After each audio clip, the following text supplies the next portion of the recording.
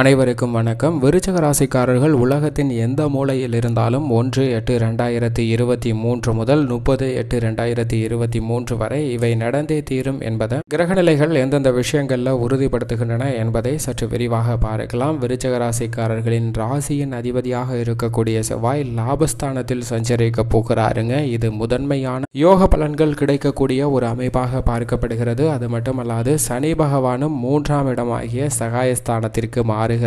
அதிசார சனி பயிற்சியாக என கிரகநிலைகளில் ஏற்படக்கூடிய அதிரடியான பல மாறுதல்கள் நல்ல ஒரு முன்னேற்ற வாய்ப்பையும் வெற்றி வாய்ப்பையும் தேடித்தரக்கூடிய வகையில் விருச்சிக ராசிக்காரர்களுக்கு அமைய போகிறது என்பதையே உறுதிப்படுத்துகின்றன. 1/8/2023 முதல் 30/8/2023 வரை கிரகநிலைகளின் அமைப்பு எப்படி உள்ளது என்று ஆராய்ந்து பார்க்கும்போது நவ கிரகங்களில் வலிமையான தோஷமற்ற முழு சுப கிரகமாக இருக்கக்கூடிய குரு பகவான் மேசராசியில் வீற்றிருக்கிறாருங்க. அவர் மேசராசியில் சஞ்சரிப்பது அதிவிரைவாக அனைத்து விதமான காரியங்களையும் மிக சிறப்பாக செய்து முடிக்கக்கூடிய வாய்ப்பும் யோகமும் கிடைக்கிறது என்பதை துல்லியமாக எடுத்து காட்டுகிறாருங்க. அவருடைய சுப பார்வை சிம்ம ராசி, துலாம் ராசி மற்றும் தனுசு ராசிக்கு கிடைக்கிறதுங்க. குரு பார்க்கின் கோடி நன்மை என்பார்கள். அப்படி அவருடைய சுப பார்வை இந்த ராசிகளுக்கு கிடைப்பதால் எதிர்பாராத பல நல்ல அதிரடியான முன்னேற்றங்கள் கிடைப்பதற்கான வாய்ப்பும் யோகமும் உருவாகிறது. ராகு அவருடன் இணைந்து சஞ்சரிப்பதால் ராகுவால் ஏற்படக்கூடிய பல்வேறு விதமான தோஷங்களும் சிரமங்களும் குறையக்கூடிய ஒரு சூழ்நிலை ஏற்படுதுங்க. கேது துலாம் ராசியில் சஞ்சரிக்கிறார். மிக விரைவில் அவர் கன்னி ராசிக்கு சில மாதங்களில் பயிற்சி அடைய போகிறாருங்க. எனவே துலாம் ராசியில் சஞ்சரிக்கக்கூடிய ராகுவால் பெரிய அளவிற்கு சிரமத்தை எதிர்கொள்ள வேண்டிய ஒரு சூழ்நிலை ஏற்படாது என்பதை தெளிவாக எடுத்து காட்டுகிறாருங்க. வக்ரகதியில் சஞ்சரிக்கக்கூடிய சனி பகவானும் அவரது ஆட்சி வீடான கும்பராசியிலிருந்து மற்றொரு ஆட்சி வீடான மகர ராசிக்கு அதிசார சனி பயிற்சியாக வக்ரகதியில் திரும்புகிறாருங்க. மீண்டும் அவர் மகர ராசியில் அமர்வதால் பெரிய அளவிற்கு சிரமத்தை எதிர்கொள்ள வேண்டிய ஒரு சூழ்நிலை ஏற்படாது. ஏனென்றால் மகர ராசியும் கும்பராசியும் அவரது ஆட்சி வீடாக பார்க்கப்படுகிறது. இந்த இரு இடங்களிலும் அவர் வக்ர நிலையில் சஞ்சரிப்பதால் பெருமளவிற்கும் அவரால் ஏற்படக்கூடிய பாதிப்புகள் அனைத்து விதமான விஷயங்களிலும் குறைய இருக்குங்க. சனி பகவானின் அமைப்பை பொறுத்த வரைக்கும் வக்ரகதியிலும் அதிசார சனி பயிற்சி நிகழ்வதால் நல்ல ஒரு மாற்றம் நிகழ்வதற்கான வாய்ப்பு ஏற்படுகிறது என்பதை தெளிவாகவும் துல்லியமாகவும் எடுத்து காட்டுகிறார். 23/8/2023 முதல் மகர ராசியில் அமர்ந்து பல்வேறு விதமான மாற்றத்திற்கு வித்திடுகிறாருங்க. சனி பகவான் மீண்டும் கும்பராசியில் டிசம்பர் மாதம் 20ஆம் தேதிக்கு பிறகு அமரப்போகிறார். சூரியனை பொறுத்த வரைக்கும் அவரது ஆட்சி வீடாக இருக்கக்கூடிய சிம்ம ராசியில் அமர்ந்து சஞ்சரிக்க போகிறாருங்க.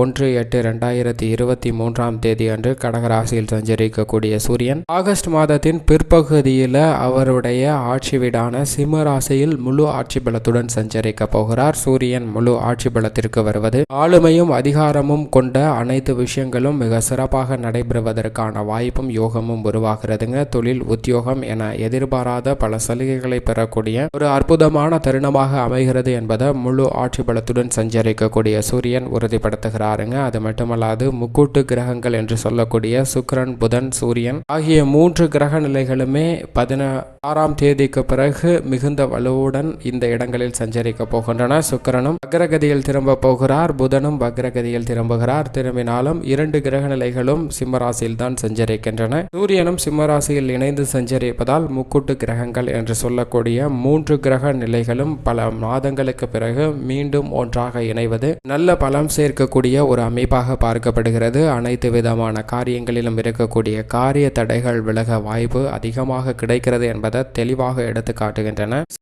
செவ்வாயின் அமைப்பை பொறுத்த வரைக்கும் சிம்ம ராசியில் துவக்கத்தில் சஞ்சரித்தாலும் பிற்பகுதியில் கன்னி ராசிக்கு மாறி சஞ்சரிக்க போகிறாருங்க. கன்னி ராசிக்கு செல்வது செவ்வாயின் அமைப்பு காரணமாக பல தடைகள் விலகி நல்லதொரு மாற்றமும் முன்னேற்றமும் கிடைப்பதற்கான வாய்ப்பு ஏற்படுகிறது. விவசாயம் சார்ந்த பணிகளில் தொய்வு இல்லாமல் லாபம் ரெட்டிப்பாகக்கூடிய ஒரு சரணமாக பார்க்கப்படுகிறது. உங்களது உழைப்பிற்கேற்ற நல்ல பலன் கிடைக்கக்கூடிய ஒரு அற்புதமான தருணமாக அமைகிறது என்பதை பூமிக்காரராக இருக்கக்கூடிய செவ்வாய் உறுதிப்படுத்துகிறாருங்க. இந்த தருணத்தில் குடும்பத்தில் பல்வேறு விதமான சுப நிகழ்வுகளுக்கு இருந்த தடைகள் விலகுகிறது. திருமணம், குழந்தை பாக்கியம் உள்ளிட்ட எதிர்பார்க்கக்கூடிய அத்தனை விதமான நிகழ்வுகளும் சிறப்பாக நடைபெறுங்க. சந்திரனின் அமைப்பை பொறுத்த வரைக்கும் 2.5 தினங்கள் அஷ்டமஸ்தானத்தில் சஞ்சரிப்பார். அந்த தினங்கள்ல மட்டும் தேவையற்ற வீண் வாக்குவாதங்கள், கருத்து வேறுபாடுகள் போன்றவற்றை தவிர்த்திடுங்க. மற்ற அனைத்துமே பெரும்பாலும் சாதகமாக அமைகிறது என்பதை தான் சந்திரனின் அமைப்பானது உறுதிப்படுத்துகிறதுங்க. இப்படி 1/8/2023 முதல் 30/8/2023 வரை கிரகநிலைகளின் அமைப்பானது உள்ளது என்பதை கிரகநிலைகள் துல்லியமாக எடுத்து காட்டுகிறது.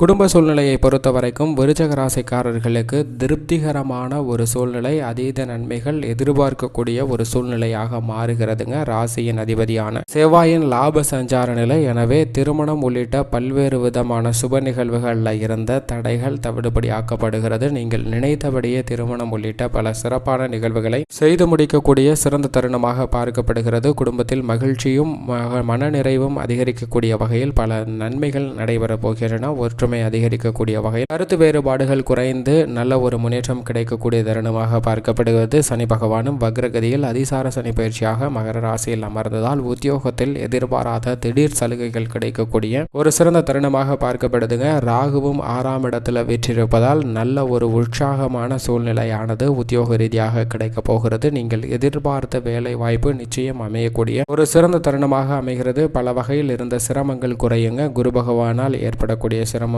விரயஸ்தானத்தில் இருக்கக்கூடிய கேதுவின் அமைப்பு காரணமாக ஏற்படக்கூடிய சிரமங்களும் நிச்சயமாக குறைகிறது. எனவே தொழில்துறை வியாபாரத்துறையில் புதிய முதலீடுகளை அளவிட்டு செய்யலாம், அகலக்கால் வைக்க வேண்டாம். திட்டமிட்டு செயல்படுவது நல்ல பலன் கொடுக்கக்கூடிய ஒரு தருணமாக விருச்சக ராசிக்காரர்களுக்கு பார்க்கப்படுகிறது. அனுகூலமற்ற நிலையில் இருந்த பல கிரக நிலைகள் தற்போது அனுகூலமும் சாதகமாகவும் மாறி இருக்கிறது. ராசியின் அதிபதியினுடைய சாதகமான இந்த தன்மை, அது மட்டுமல்லாது சூரியன் முழு ஆட்சி பலத்துடன் ஜீவனஸ்தானத்தில் அமர்ந்திருக்கிறாருங்க. எனவே அரசாங்க சலுகைகள் உட்பட பல விஷயங்கள் நீங்கள் நினைத்தபடி சிறப்பாக அமையக்கூடிய ஒரு தருணமாக பார்க்கப்படுகிறது. கலைத்துறையின் அதிபதியாக இருக்கக்கூடிய சுக்கிரனும் ஜீவனஸ்தானத்தில் வீற்றிருக்கிறாருங்க. எனவே இந்த தருணத்தில் எதிர்பார்த்த புதிய வாய்ப்புகள் கிடைக்கும். வருமானத்தில் குறைவு இல்லை. செலவழிப்பதில் சிக்கனமாக இருந்தால் அதீத நன்மைகளை பெற முடியும். அரசியல் துறையினரை பொறுத்த வரைக்கும் பேச்சில கவனத்துடன் இருங்க. மற்ற அனைத்துமே நீங்கள் எதிர்பார்த்த நல்ல சலுகை கிடைக்கக்கூடிய ஒரு தருணமாக பார்க்கப்படுகிறது. ஆபத்தான தருணங்களை முன்கூட்டியே எடுத்து காட்டுவதன் மூலமாக பெரிய அளவிற்கு பிரச்சனைகளை தவிர்த்து விடக்கூடிய ஒரு சிறந்த தருணமாக அமைகிறதுங்க. விருச்சிக ராசிக்காரர்களுக்கு மாணவ மாணவியரை பொறுத்த வரைக்கும் கல்வியில் புதன் மிக சிறப்பாக சஞ்சரிப்பதால் நீங்கள் எதிர்பார்த்த இலக்கை அடையக்கூடிய சிறந்த தருணமாக பார்க்கப்படுகிறது. கல்வி சார்ந்த விஷயங்கள்ல பெரிய அளவிற்கு சிரமம் எதுவும் இல்லை. விவசாயத்துறையின் அதிபதியாக இருக்கக்கூடிய